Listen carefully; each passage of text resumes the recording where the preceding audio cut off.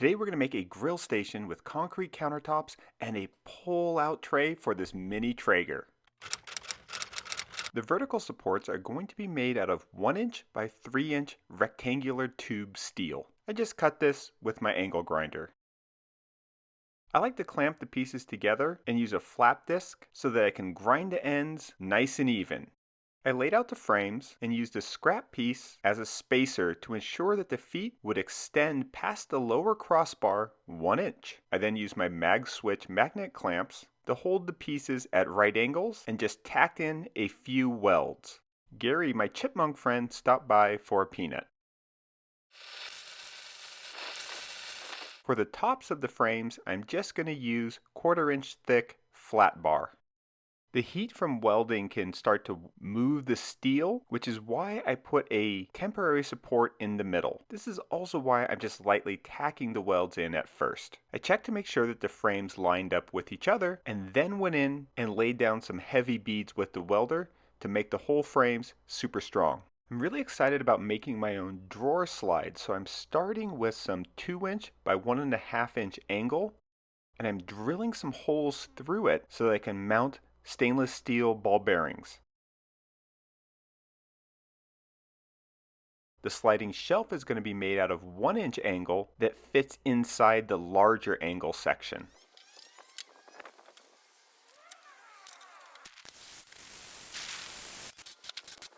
This is a really simple way to make heavy-duty drawer slides that roll effortlessly. I set up some blocks and started to weld the frame for the shelf inside the legs. This way I have these nice vertical lines that are going outside of the shelves. The end of the shelf where the sliding tray comes out of needs to be open, so I just welded this flat bar support on the underside, ground out the welds flush so that I could hide this support with the vertical legs. I welded the 1" angle together to make the frame for the sliding tray, and I left some extensions at the end of it, and this is where I'll mount the ball bearings. Right now the grill station is upside down, and I put in some 2x4 spacers so that I could weld cross supports to connect the legs together. These spacers help keep everything nice and square during the welding process.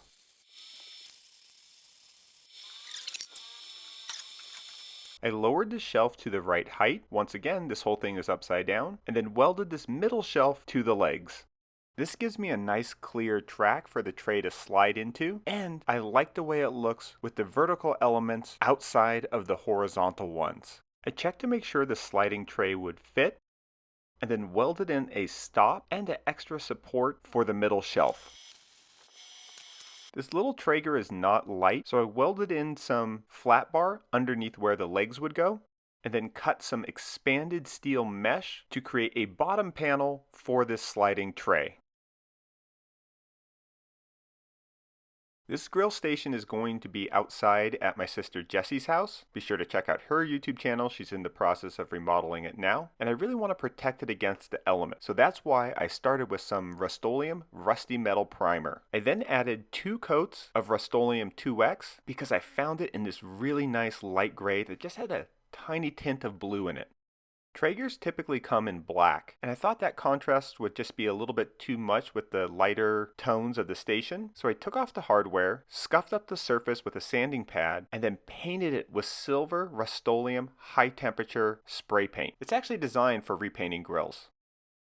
While the paint was drying, I started on the concrete countertops. Now, if you've been following this channel for a while, you've seen this process a few times, but here it goes again. I want to reduce the weight, so I made a plywood and MDF core that's 1.5 inches thick. I just glued these pieces together, and then I coated the whole thing with Varathane water-based polyurethane. This is just so that it doesn't absorb the moisture from the concrete. I made the mold for the concrete out of melamine, and I just hot glued these pieces together. I cut some extra little tabs just to use as supports, and then made sure to get a nice heavy bead of hot glue along all the outside seams.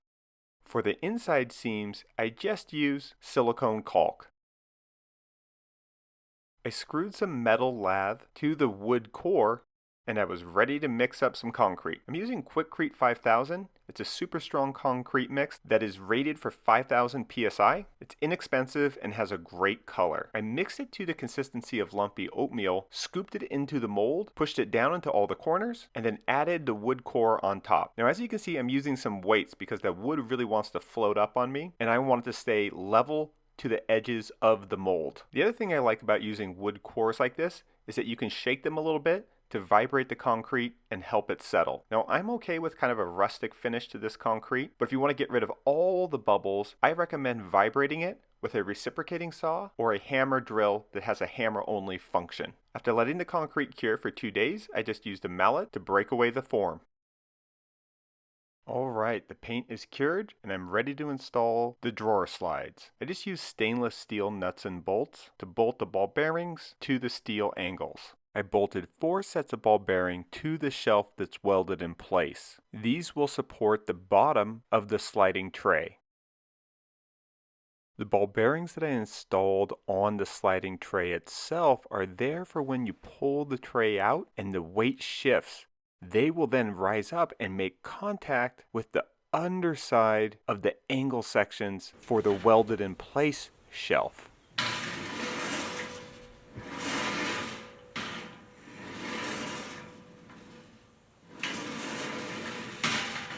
I'm going to use some leftover Ipe decking from Advantage Lumber to cover the non-grill parts of the shelf. I fastened these pieces to each other and to the steel frame with stainless steel screws. I used an additional stainless steel bolt to act as a stop so that the tray doesn't slide all the way out with the grill on it. We peeled off the tape, placed the concrete counter, and then sealed it with some paste wax. I just use a clean rag to really rub a heavy coat of paste wax into the concrete. I let it sit for about 10 minutes and then rub out the excess.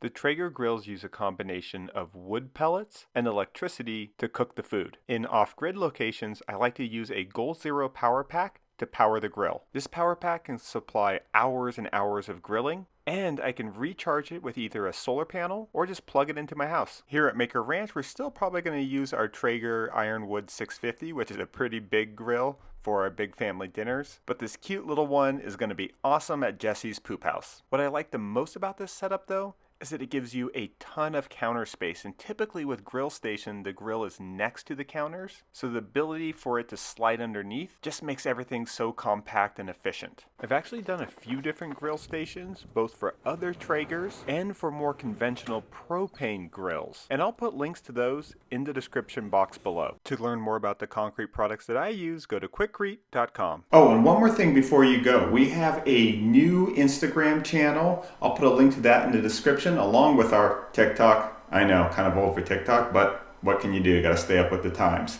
We also rebranded our second channel from Homemade Modern 2 and now just called it Trickle Up Design. And we'll be using that channel to show more behind the scenes about how I draw, how I use different software, and just to talk about design and where I get my inspiration.